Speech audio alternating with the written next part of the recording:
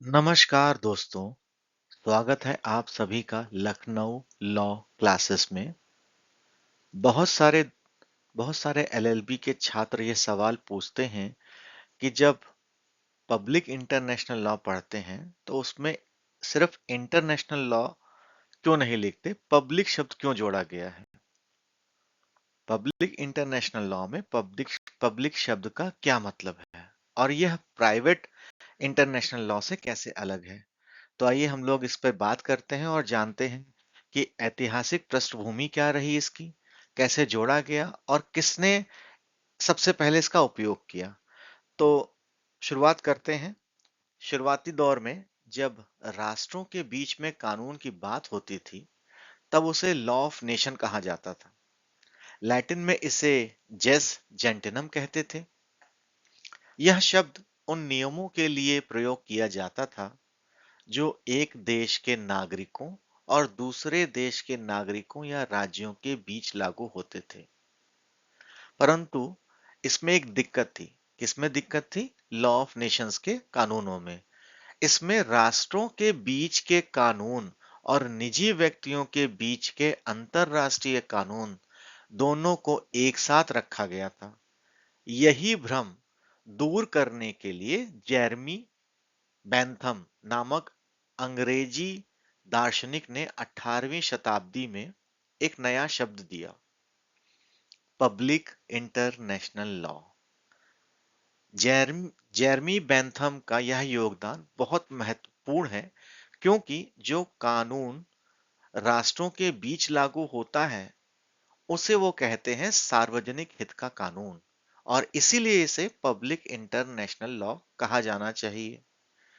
उन्होंने इस कानून को दो हिस्सों में बांटा, यानी लॉ ऑफ नेशंस को दो हिस्सों में बांटा।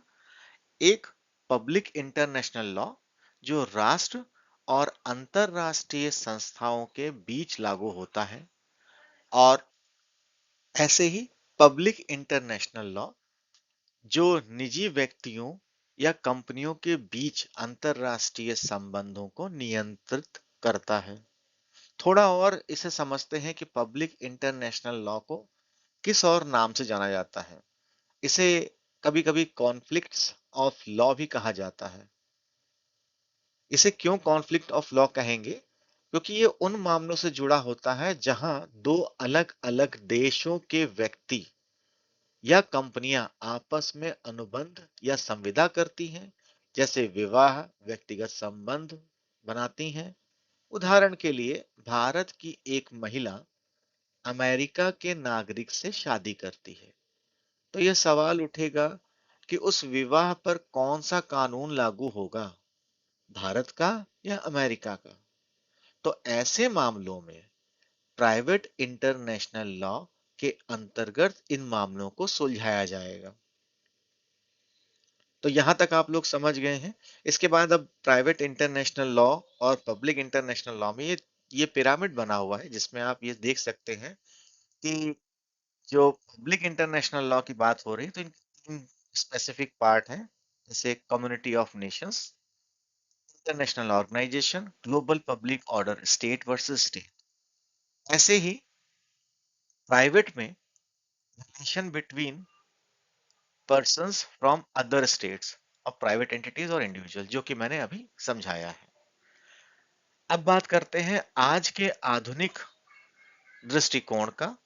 तो जब संयुक्त राष्ट्र की स्थापना हो गई, पब्लिक इंटरनेशनल लॉ एक स्वतंत्र व्यवस्थित शासक शाखा बन गई।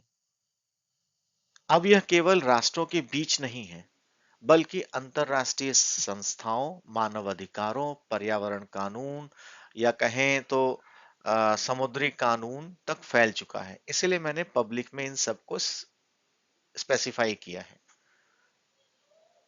तो याद रखने वाली बात यह है मित्रों कि पब्लिक इंटरनेशनल लॉ का संबंध देशों और वैश्विक संस्थाओं से है, जबकि प्राइवेट इंटरनेशनल लॉ का संबंध व्यक्तियों या कंपनियों से है जो अलग-अलग देश में रहते हैं। और आप लोगों के लिए और अच्छे से मैंने एक टेबल बना दी है जहां आप इसका स्क्रीनशॉट ले सकते हैं। इससे आप अपनी जो भी सोच है उसे बदल सकते हैं कि और मैं अगर कुछ लिखना चाहूँ तो क्या लिख सकता हूँ।